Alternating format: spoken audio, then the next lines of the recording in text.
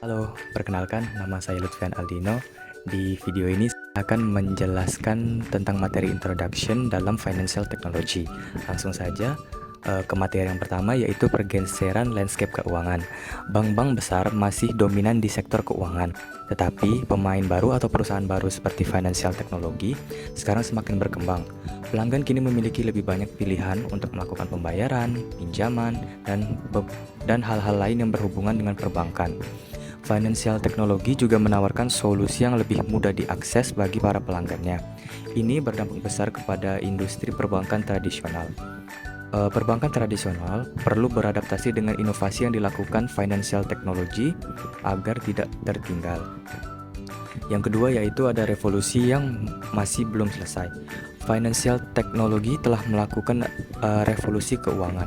Perusahaan-perusahaan teknologi finansial ini menawarkan solusi yang lebih inovatif, efisien, dan mudah diakses dibandingkan dengan bank-bank tradisional.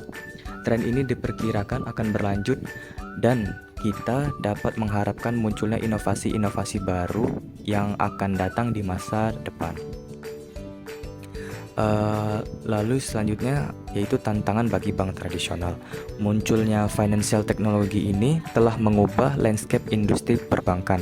Bank-bank tradisional harus berinovasi dan beradaptasi dengan cepat agar tetap relevan dan tidak tertinggal dalam memenuhi kebutuhan pelanggan yang semakin beragam. Lalu yang selanjutnya ada risiko utilitas. Bank-bank tradisional beresiko terhadap perusahaan financial technology karena perusahaan-perusahaan baru menawarkan layanan yang inovatif serta lebih ramah kepada konsumen. Perusahaan financial technology ini juga memiliki biaya operasional yang lebih rendah dan persyaratan modal yang lebih rendah juga. Lalu yang terakhir ada masa depan di sektor perbankan. Pada tahun 2015, Ketua dan CEO BBVA, yaitu sebuah perusahaan jasa keuangan multinasional yang berkantor pusat di Madrid, Spanyol, memprediksi bahwa hingga setengah dari bank-bank di dunia dapat menyusut karena adanya disrupsi digital. Namun, bank-bank yang beradaptasi dengan perubahan ini dapat berkembang dengan menawarkan layanan perbankan digital dan menjadi pusat hubungan pelanggan dalam ekosistem keuangan digital yang aman.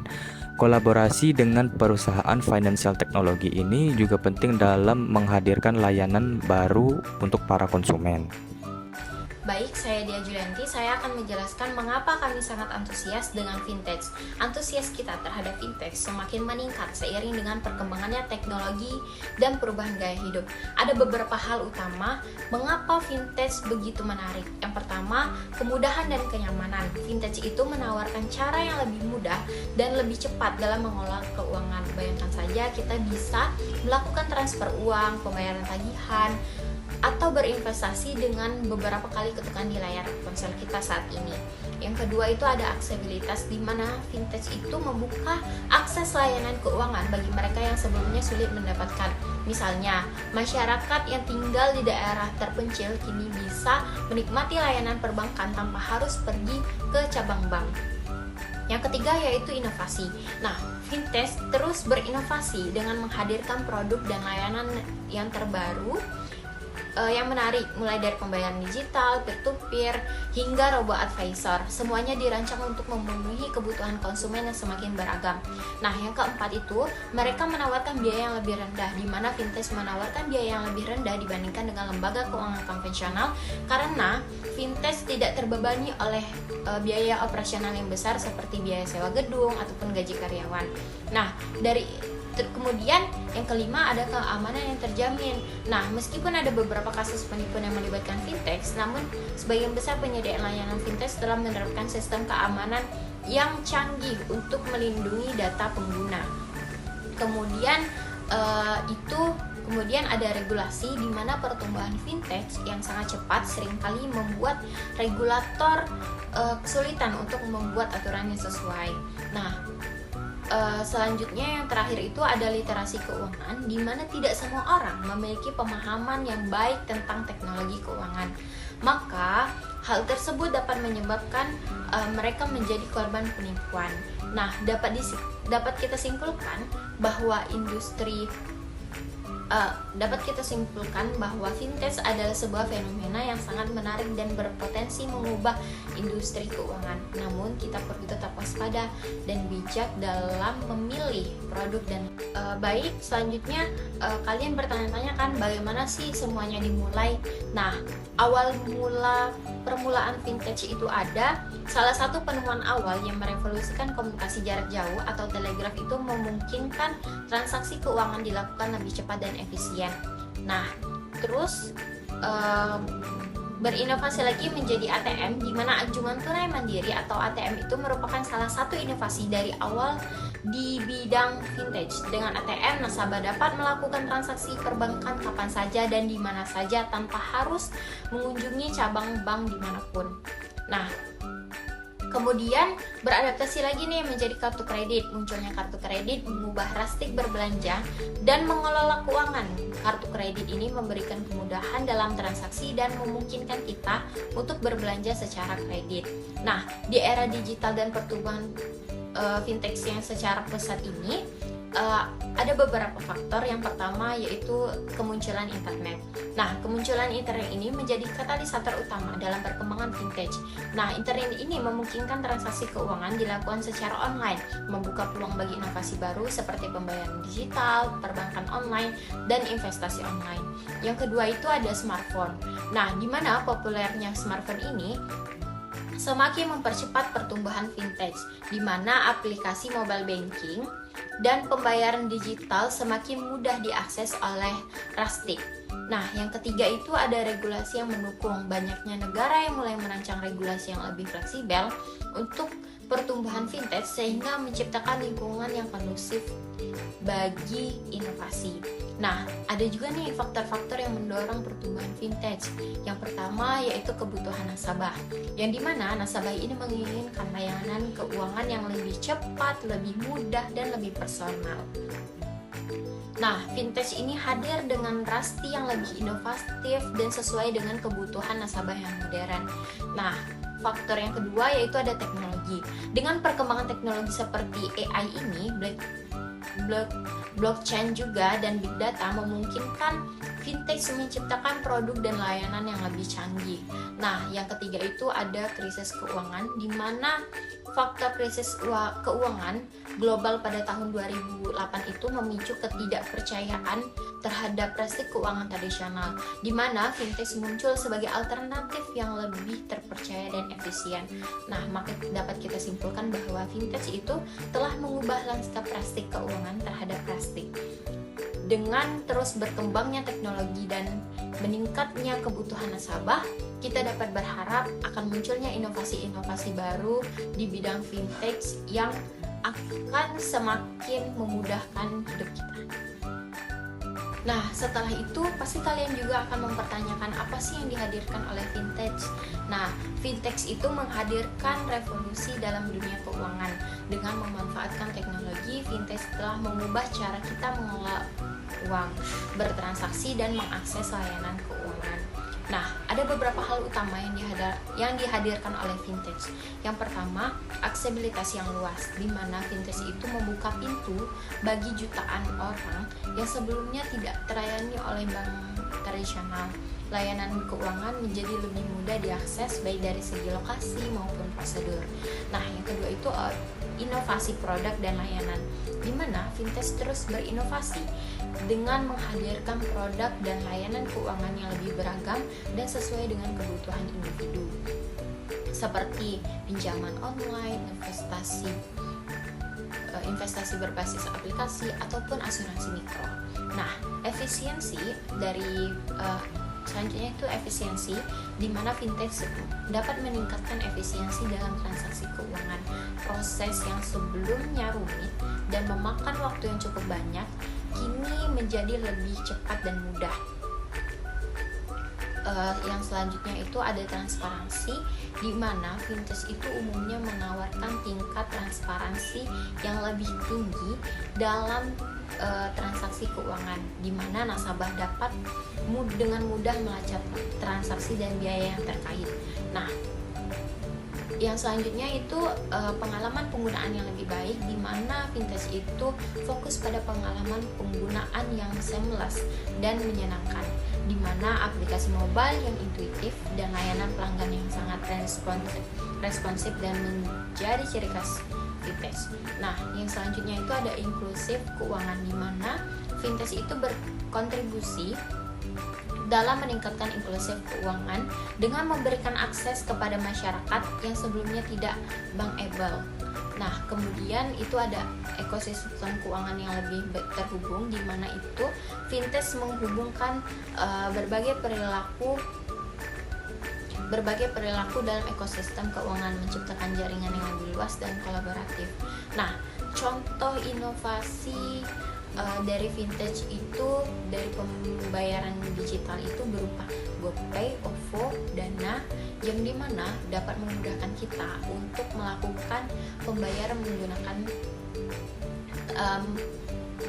pembayaran tanpa menggunakan uang tunai. Nah, yang kedua itu ada pinjaman online, di mana fintech itu menawarkan pinjaman dengan proses yang lebih cepat dan lebih mudah. Ada juga yang menawarkan investasi online seperti Bibit dan Bareksa, di mana mereka memungkinkan siapa saja untuk berinvestasi di pasar saham dengan modal yang jauh relatif lebih kecil.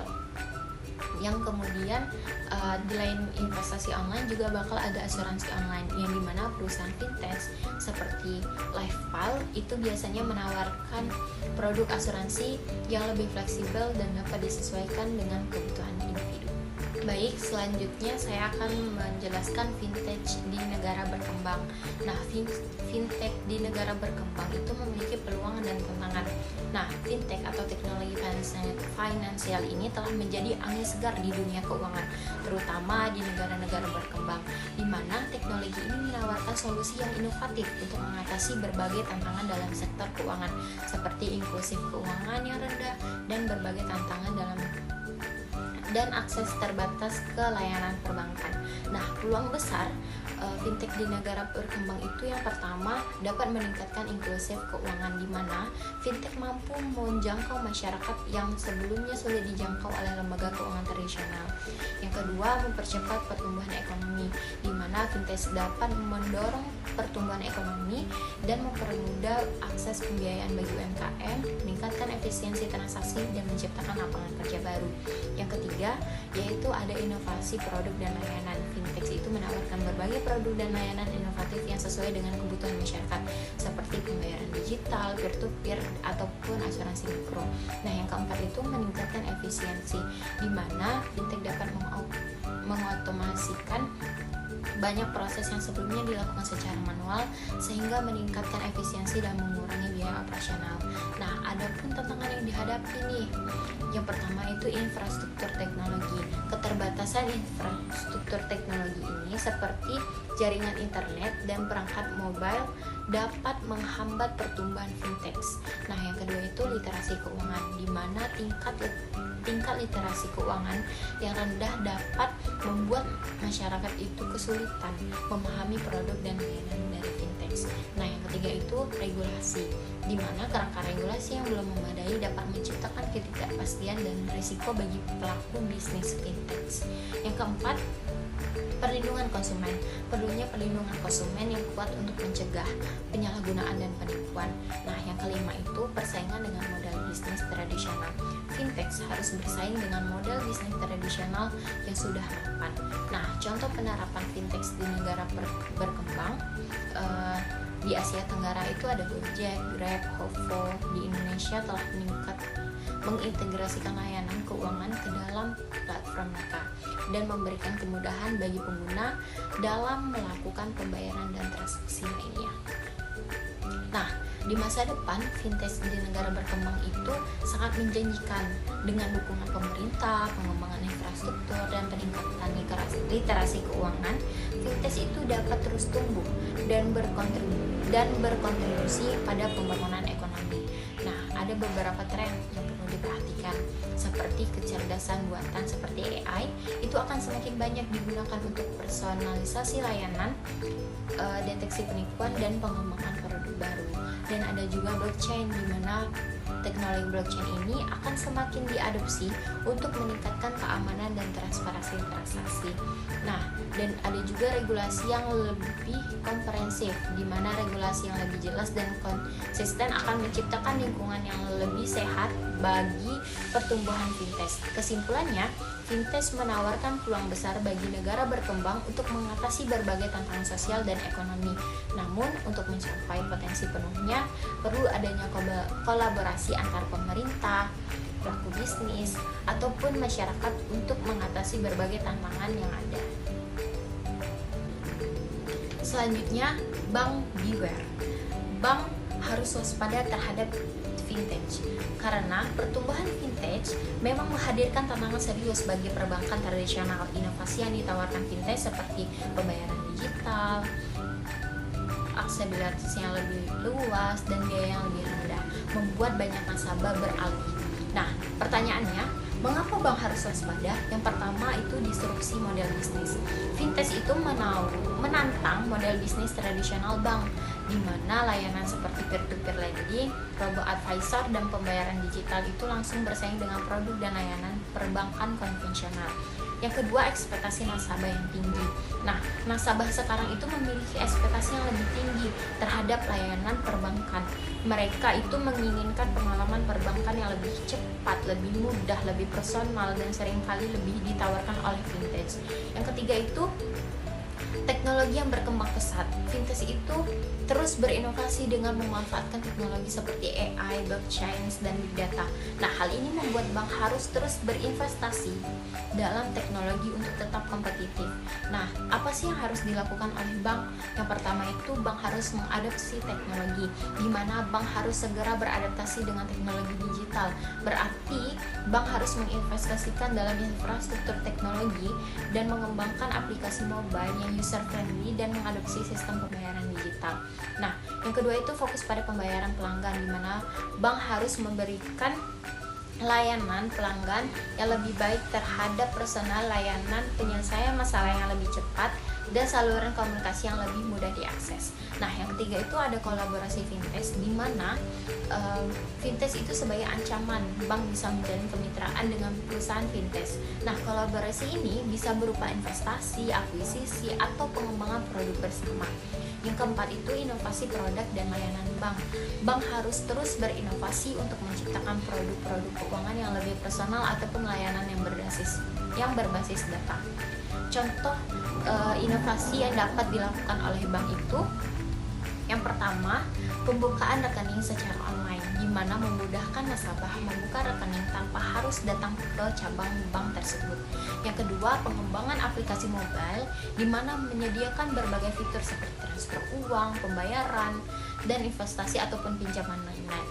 Yang ketiga itu personal layanan, di mana memberikan rekomendasi produk keuangan berdasarkan profil nasabah. Nah, yang keempat itu kemitraan dengan fintech, yang dimana bekerja sama dengan fintech untuk mengembangkan produk pembayaran digital ataupun layanan bill management. Kesimpulannya, di dunia perbankan telah berubah drastis. Bahkan bank ingin bertahan dan berkembang harus mampu beradaptasi dengan kehadiran fintech. Nah, dengan mengadopsi teknologi, fokus pada pelanggan, kolaborasi dengan fintech, dan terus berinovasi, bank dapat tetap relevan dan memenangkan persaingan. Perkenalkan, nama saya Aura Azahra. Di sini saya akan melanjutkan penjelasan mengenai tren teknologi keuangan saat ini. Yang pertama yaitu peraturan yang mendukung sektor fintech.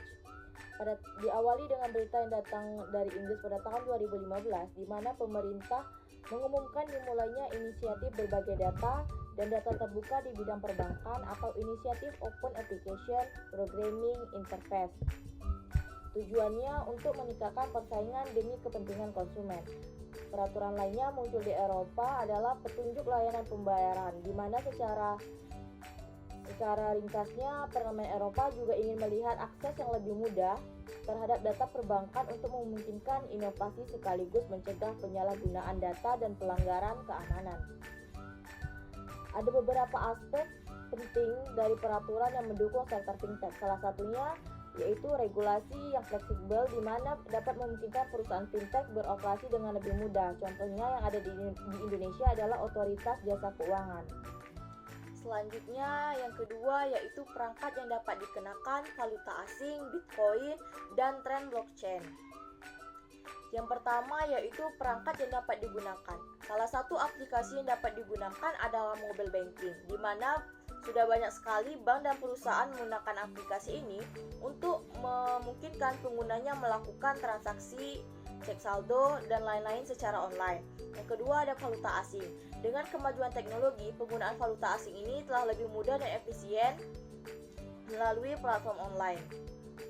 Banyak broker dan perusahaan fintech menawarkan layanan FX online yang memungkinkan penggunanya untuk melakukan transaksi valuta asing secara real time. Selanjutnya ada Bitcoin, merupakan mata uang digital yang diciptakan pada tahun 2009 oleh Satoshi Nakamoto. Bitcoin adalah aset digital yang menggunakan teknologi blockchain yang memastikan keamanan transaksi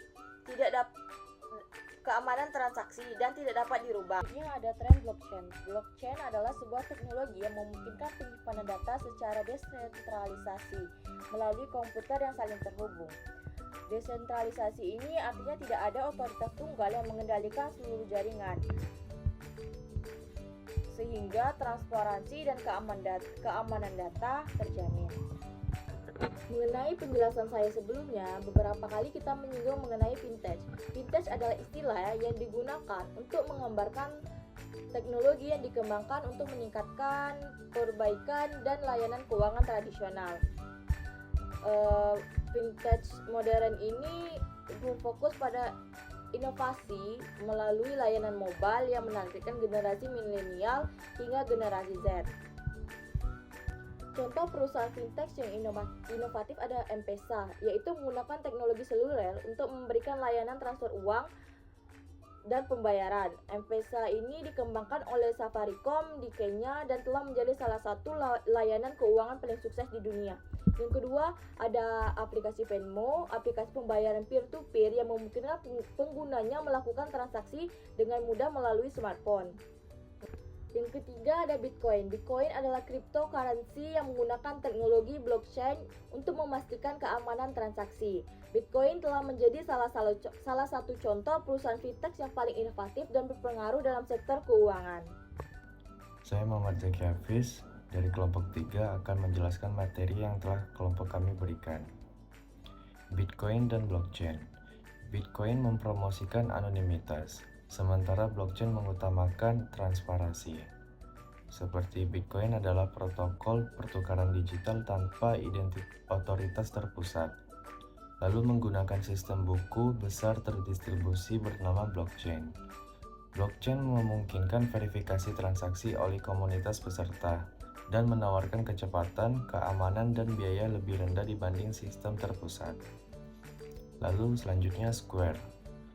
Square memiliki makna yang lebih luas daripada sekedar bentuk fisik sebuah perangkat. Ini mewakili sebuah filosofi dalam menyediakan solusi pembayaran yang sederhana, efisien, dan mudah diakses, terutama untuk usaha kecil, seperti menyediakan pembaca kartu kredit seluler untuk pengecer kecil menengah, lalu memungkinkan pembayaran dengan kartu magnetik, chip, atau NFC, dan menawarkan perangkat lunak gratis dengan berbagai fitur. Halo teman-teman semua, perkenalkan namaku Ayuba dari Lita Madatila. Di sini aku akan menjelaskan bagian chapter 1 di mana terdapat yang namanya Stripe.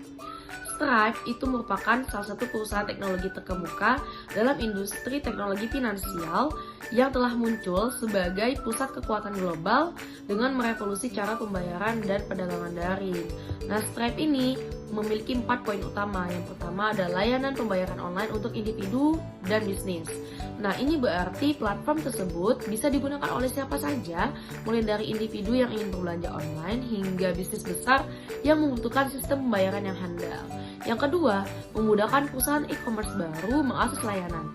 Nah, platform ini dirancang dengan user interface yang mudah dipahami dan proses onboarding yang cepat, sehingga proses e-commerce baru bisa dengan mudah mengintegrasikan sistem pembayaran ini ke dalam bisnis mereka. Yang ketiga, menawarkan keamanan tinggi dan API yang canggih. Keamanan ini merupakan salah satu hal yang paling penting dalam transaksi online. Nah, platform ini biasanya dilengkapi dengan enkripsi data yang kuat dan sistem keamanan lainnya untuk melindungi data pelanggan. API, Application Programming Interface, yang canggih memungkinkan platform ini terintegrasi dengan berbagai sistem lain seperti website, aplikasi mobile, dan sistem akuntansi. Dan yang keempat, digunakan oleh berbagai jenis bisnis termasuk perusahaan besar. Nah, ini menunjukkan bahwa platform ini telah terbukti handal dan dapat diandalkan oleh berbagai jenis bisnis, mulai dari UMKM hingga perusahaan besar. Yang kedua, ada yang namanya Lending Club atau LC. Nah, ini perusahaan jasa keuangan yang berkantor pusat di San Francisco, California.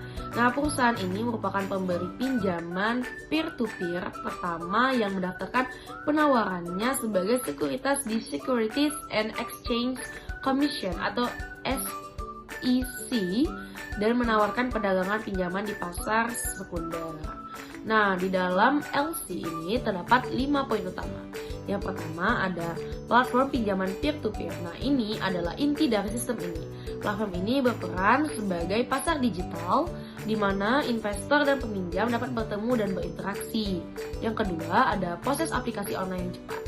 Nah, salah satu keunggulan utama platform peer-to-peer adalah proses pengajuan pinjaman yang cepat dan mudah dilakukan secara online. Peminjaman hanya perlu mengisi formulir aplikasi dan mengunggah dokumen yang diperlukan. Yang ketiga, melakukan evaluasi kredit sendiri dan memberi peringkat peminjam. Platform peer-to-peer biasanya memiliki sistem penilaian kredit sendiri untuk menilai kelayakan kredit seorang peminjam.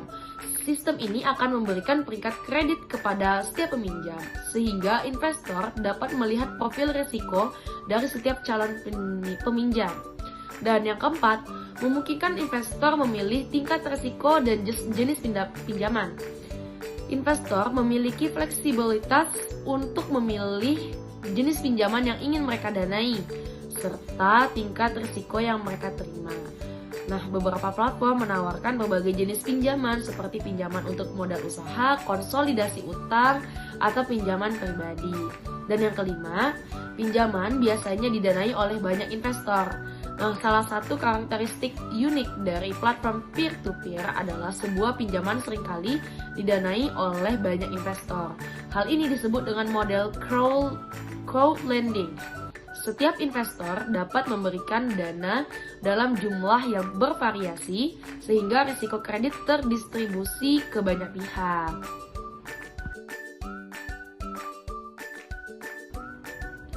Selanjutnya di chapter kedua yakni disrupsi dan disintermediasi di bidang keuangan dan layanan. Nah, salah satunya adalah milenial nih. Milenial ini merupakan generasi yang memiliki kelompok populasi terbesar. Karena generasi milenial ini merupakan kelompok demografi yang paling besar jumlahnya pada saat ini. Nah, ini menjadikan kita sebagai target pasar yang sangat menarik bagi berbagai industri termasuk keuangan digital. Yang kedua, pemanfaatan perangkat seluler yang intens. Nah, generasi milenial ini kan sangat akrab nih dengan teknologi digital, terutama perangkat seluler. Nah, hal ini yang mengubah cara mereka berinteraksi dengan berbagai layanan, termasuk layanan keuangan. Dan yang terakhir itu ada pencapaian pendidikan yang lebih tinggi, tingkat kepemilikan rumah yang rendah, dan sikap terhadap ketidakpercayaan terhadap lembaga keuangan besar. Nah, karakteristik generasi milenial yang mempengaruhi industri teknologi finansial ini, yang pertama pendidikan tinggi. Nah, tingkat pendidikan generasi milenial umumnya lebih tinggi dibandingkan generasi sebelumnya. Ini yang membuat mereka lebih kritis dan menuntut dalam memilih produk dan layanan. Yang kedua, tingkat kepemilikan rumah rendah. Nah, generasi milenial cenderung menunda pembelian rumah dibandingkan generasi sebelumnya. Hal ini bisa disebabkan oleh berbagai faktor seperti tingginya biaya hidup dan utang mahasiswa. Dan yang terakhir, sikap terhadap lembaga keuangan. Nah, generasi milenial seringkali kurang percaya terhadap lembaga keuangan besar. Mereka lebih memilih solusi keuangan yang lebih fleksibel, transparan, dan mudah diakses melalui teknologi. Baik, selanjutnya saya akan menjelaskan mengenai disrupsi dan desain intermediasi di bidang keuangan dan layanan teknologi. Yang pertama yaitu layanan cloud. Layanan cloud dapat digunakan sebagai layanan publik, private, atau gabungan keduanya. Dalam model cloud publik, semua perangkat keras, perangkat lunak, dan infrastruktur pendukung dimiliki oleh penyedia cloud. Pengguna memiliki akses melalui browser web.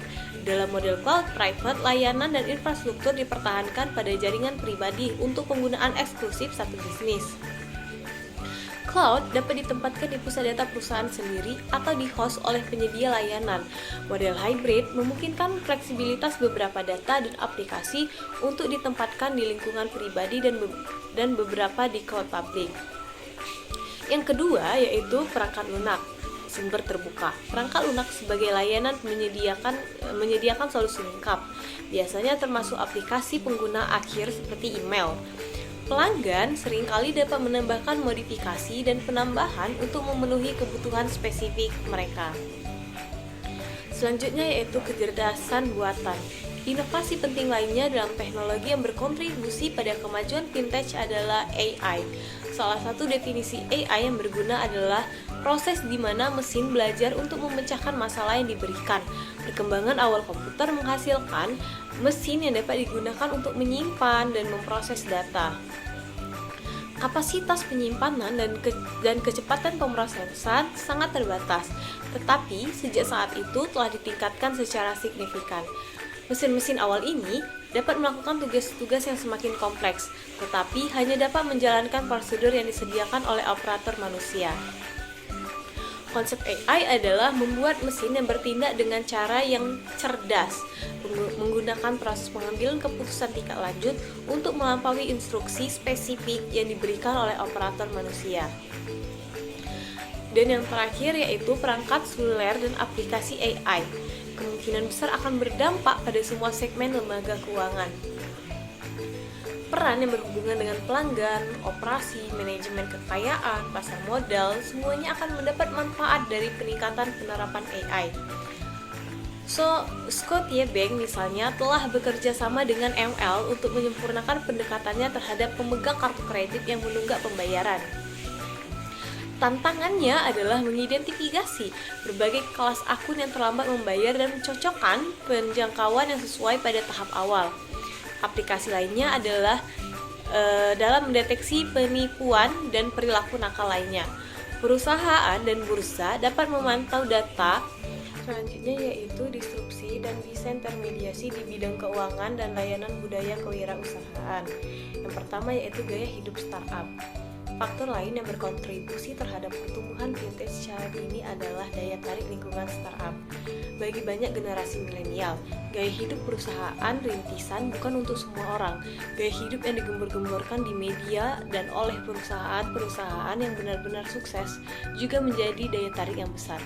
Bekerja di lingkungan dengan fasilitas yang disesuaikan dengan generasi milenial juga memiliki daya tarik yang besar. 2. Desain intermediasi di bidang keuangan pertunjukan. Desain intermediasi mengacu pada proses menghilangkan perantara dalam transaksi keuangan. Dalam industri pertunjukan, ini dapat berarti seniman atau artis dapat langsung menjual tiket atau merchandise kepada penggemar tanpa melalui promotor atau distributor. Penggunaan platform crowdfunding untuk mendanai produksi pertunjukan, pembayaran langsung dari penonton ke artis melalui platform digital. Dampaknya termasuk pengurangan biaya, peningkatan margin keuntungan bagi artis, dan hubungan yang lebih dekat antara artis dan penggemar. Budaya kewirausahaan dalam ekonomi pertunjukan ini mengacu pada mentalitas dan praktik wirausaha yang diadopsi oleh pelaku industri pertunjukan. Beberapa aspeknya meliputi artis yang mengelola karirnya sendiri sebagai bisnis, inovasi dalam model bisnis pertunjukan seperti pertunjukan virtual atau hibrid, diversifikasi pendapatan melalui merchandise, sponsorship, atau konten digital, pengembangan keterampilan, bisnis di kalangan seniman dan pekerja kreatif. Budaya ini mendorong kemandirian finansial, kreativitas dalam monetisasi, dan adaptabilitas terhadap perubahan pasar. Dan yang ketiga yaitu lembaga keuangan nanti besar, ketersediaan talenta karena tingginya penganggaran pasca krisis keuangan global. Disintermediasi di bidang keuangan dan budaya kewirausahaan dalam konteks lembaga keuangan anti besar dan ketersediaan talenta pasca krisis keuangan global.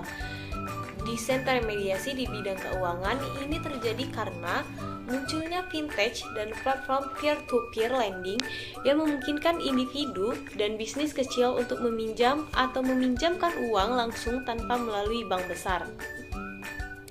Cryptocurrency dan teknologi blockchain yang memungkinkan transfer nilai tanpa melibatkan lembaga keuangan tradisional. Crowdfunding dan equity crowdfunding yang memungkinkan perusahaan untuk mendapatkan modal langsung dari investor kecil. Dampaknya termasuk peningkatan kompetisi